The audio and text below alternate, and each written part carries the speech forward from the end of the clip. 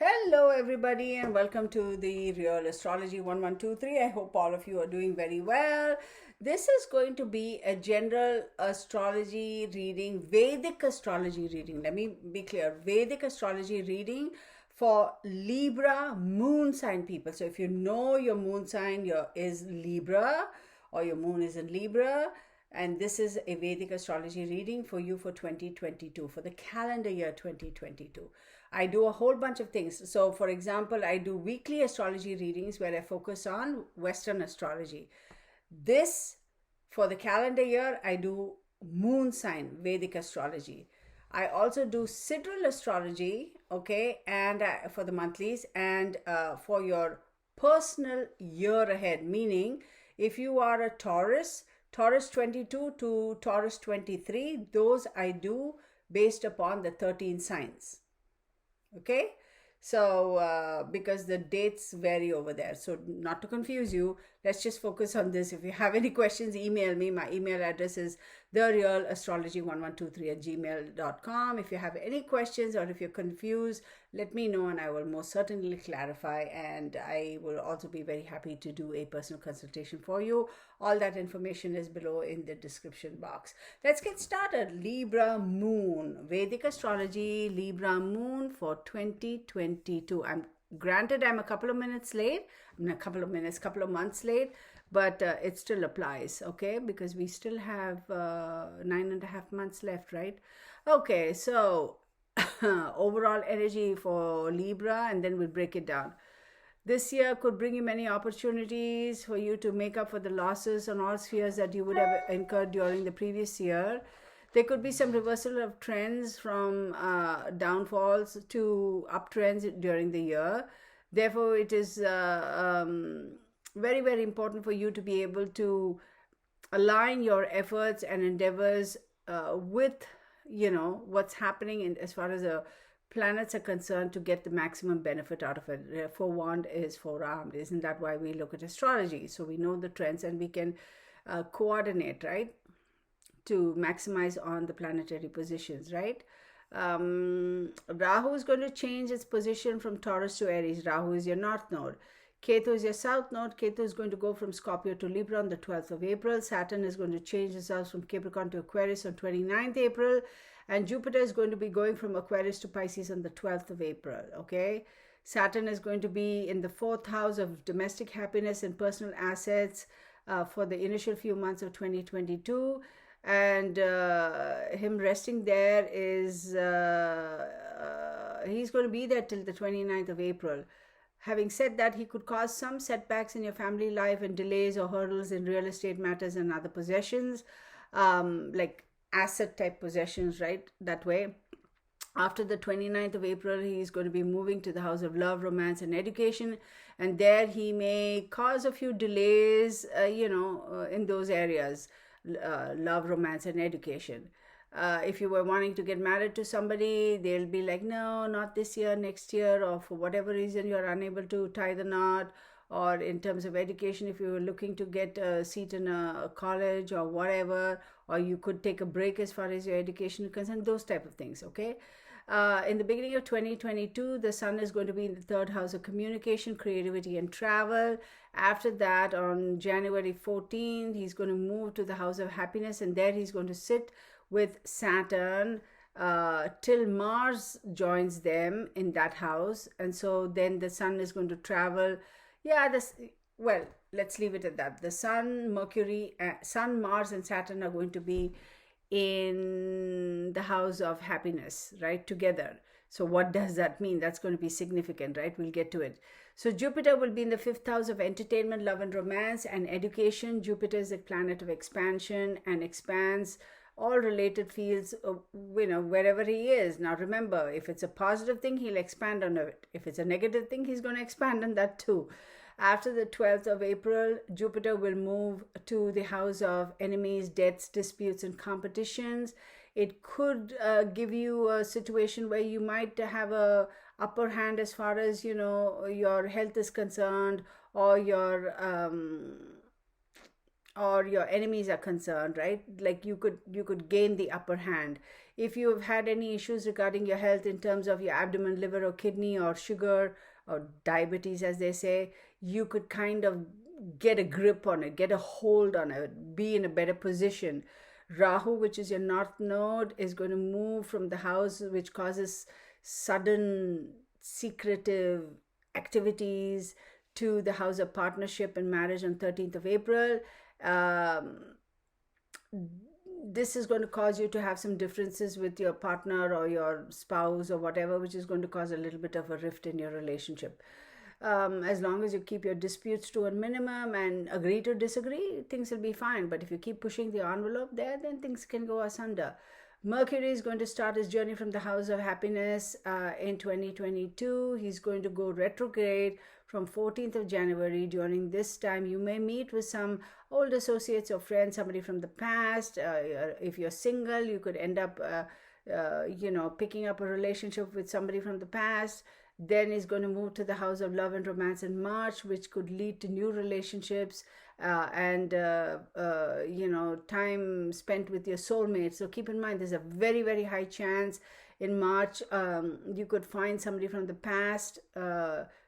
Your relationship with somebody from the past could turn to something more now. Let's put it that way. Singles who are already in a relationship, dating, you may decide to tie the knot this year. That window of opportunity is going to be there till the end April, from 12th April to 2nd July. I'm going to say you got to be very careful with what you speak. Don't let your mouth run away. I mean, you could be saying things that you will regret saying later. And that is going to cause such a big issue in terms of your relationship with your significant other, your spouse, whoever. And oh my God, this is going to go asunder. Keep your mouth in check. Okay, watch your language. Even with your business partners and associates or people at work, please be very careful with what you say and how you say. Venus, we're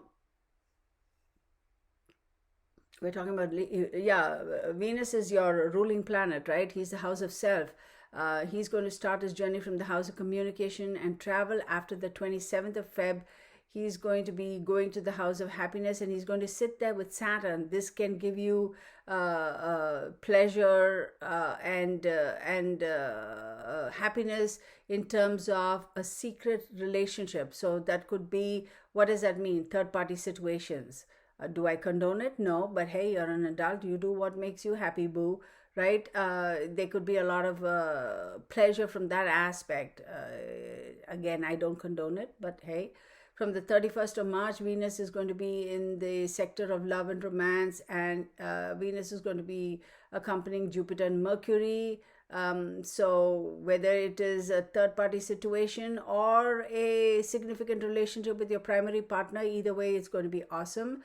Venus is, of course, after that, every planet travels, right? So Venus is not going to be there forever for the rest of the year. Venus is, after a period of time, going to leave and go somewhere else, like they all do.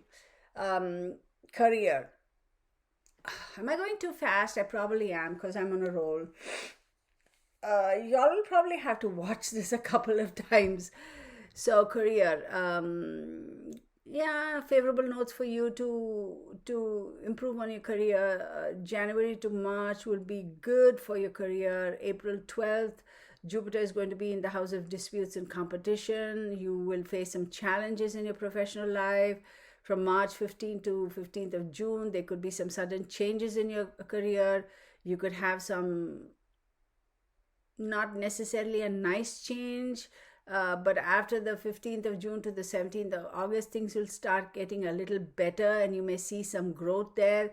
What are the changes I'm talking about? The not nice change. They may force you to move to a different location, a different department, and you may not like it. But then after the 15th of June, you'll realize, okay, fine, things are kind of settling down. Or they may tell you, hey, I'm sorry, man, you're going to be fired, and you won't be happy about it. But before you realize, you already have another job and a better job. You're going to see some improvements and achievements and prosperity towards the middle of the year, from 15th of June to September, say September 15th, 21st, around there.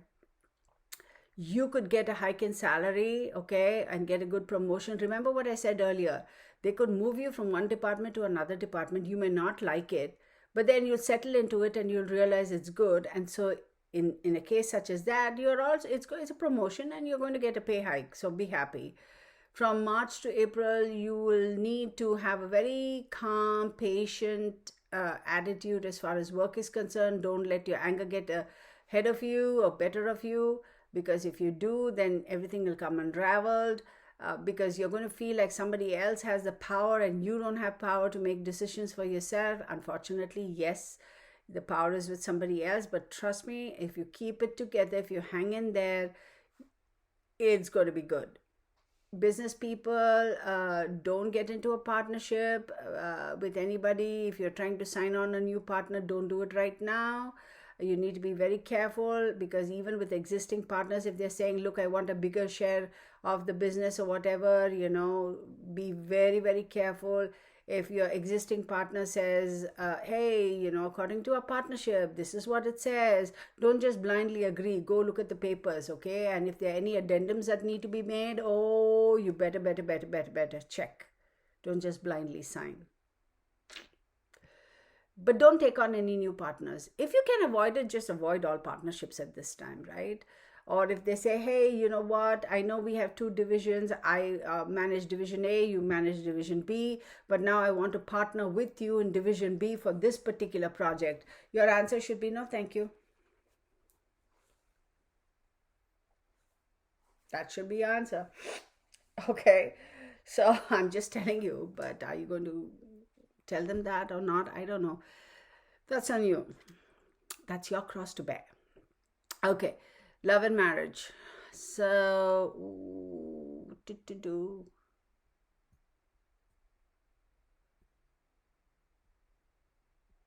you're going to feel responsible towards your partner. You're going to feel like somehow they are your responsibility, even though they could be independent individuals. You will feel like you're responsible for their well-being and their happiness and everything. And you'll be fine with that, but then after a brief period of time, you'll be like, well, why should I be? So you could have a little bit of that conflicting back and forth, well, I feel I am devoted to them, I feel responsible for them. Are they just as devoted to me? That could be some sort of a conversation you're having with your head. Don't please try to reach and extend and imagine all kinds of scenarios. Don't. Keep it simple. Well, if you want to know if they are as devoted to you as you are devoted to them, well, ask them. Read between their lines. Watch their body language. See how they react. That sort of stuff. From March 31st to April 27th is a really extra sweet time. Till April 12th, singles have a great opportunity to meet somebody interesting. From 26th February to 7th April, Mars is going to aspect the house of marriage and spouse. So that's what I'm saying. It could cause to some disturbance and drama if you doubt, because it's truly all in your head. Okay? Rahu is going to be in the house of marriage on 12th April. And so Rahu is going to create an illusion related to marriage and partnerships and relationships. So illusions are just that, illusions. It's not reality. So you have to be able to know how to differentiate between an illusion and reality. So maybe it's just an illusion that this person really loves you, and in the reality is that they don't. So you should know how to find your way through all of that and find the truth for yourself. July to August, you could have a little bit of a little drama. Control your temper, control your anger, stop being blunt, because Mars and Rahu together will make you a little stubborn, a little irritable, a little bit mouthy.